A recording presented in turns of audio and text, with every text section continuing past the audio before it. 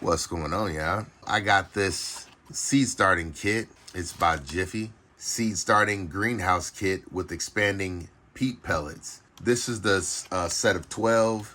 They had a bigger size than this. I only want to do 4, so I'm going to do them in sets of 3. And I'm going to put 3 seeds per each one. And then you can take this little pod out and go plant it somewhere in the yard and it'll be perfect. So we're going to go ahead and take it apart.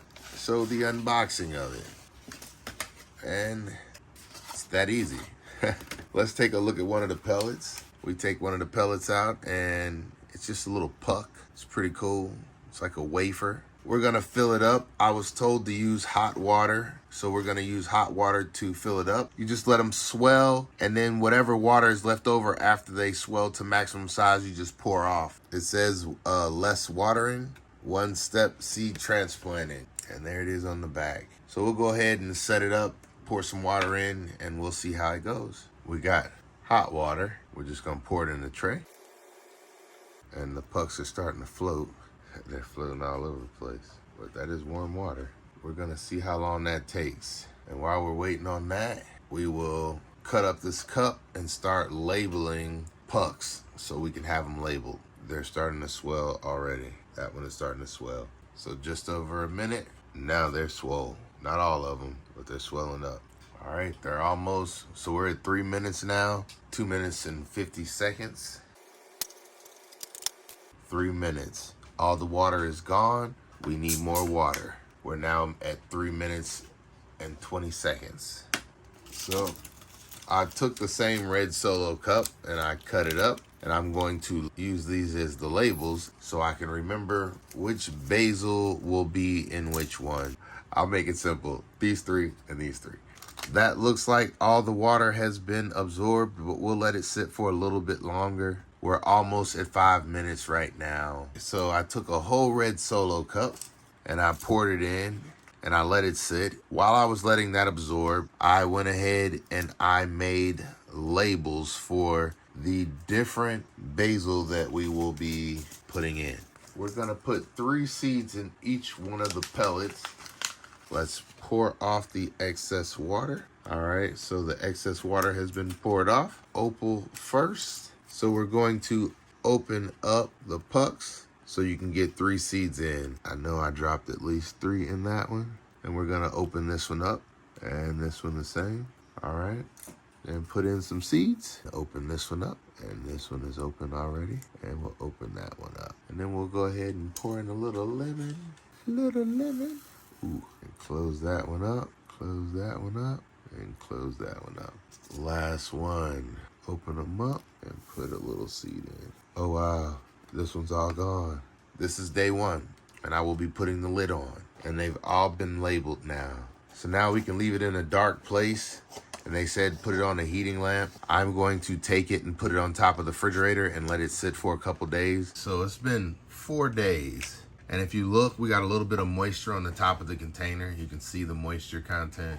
This did pop off a couple times. I checked on it a couple days. Today is the day I feel like we finally see seeds and growth. If you look, everything has some seed activity going. We have growth. Everything came up just like it said. Now we can take these and repot them, or even just leave them in here and give them sunlight. I think they would continue to grow, but this is the activity it's gotten within 4 days. All of them germinated. Every last one has something in it. The product was the Jiffy Seed Starting Greenhouse Kit with expanding peat pellets, and it came with 12 peat pellets. I got 2 of them. This is another one. I will be starting this one later. I did enjoy how this worked. I left it on the refrigerator for the 4 days. Like I said, the lid worked quite well. You saw the moisture in it. It works. I will continue to use it. I will get more pellets and try it again. Probably been a little over 2 weeks now.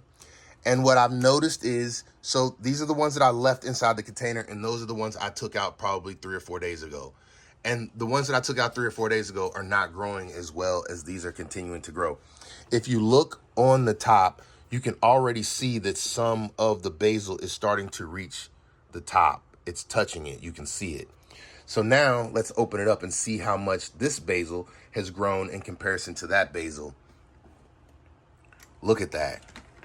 Look at how the basil in here, it's almost as tall as the cups.